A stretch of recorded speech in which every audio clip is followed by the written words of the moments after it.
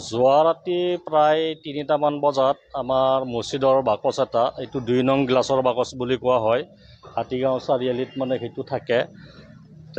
আমি গম নাপাওঁ, হাতীগাঁও থানাৰ পুলিচে চোৰজন ধৰিলে, ভাঙি থকা অৱস্থাত ধৰি থানালৈ লৈ গ'ল।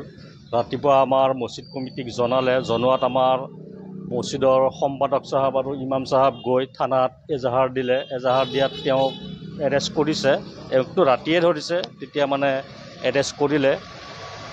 মানুহজন আমি চিনি নাপাওঁ ক'ৰ হয়, এতিয়া পুলিচে তদন্ত কৰি কি কৰে সেইটো পুলিচৰ কথা। আগতেও তেনেকুৱা হৈছিল, আমি কমপ্লেইন কেইবাবাৰো দিছোঁ, চোৰ ধৰিব পৰা নাই। এতিয়া ঘটনা সিমানখিনিয়েই। আমাৰ মছজিদৰ ভিতৰত যিকেইটা বাকচ আছে ঠিকেই আছে, তো চাৰিআলিত থকা বাকচটোহে চুৰি কৰিছে। আৰক্ষীক অশেষ ধন্যবাদ, চোৰজন ধৰাৰ কাৰণে আমাক ধৰি পেলাই জনাইছে, তাৰ কাৰণে বহু বহু ধন্যবাদ।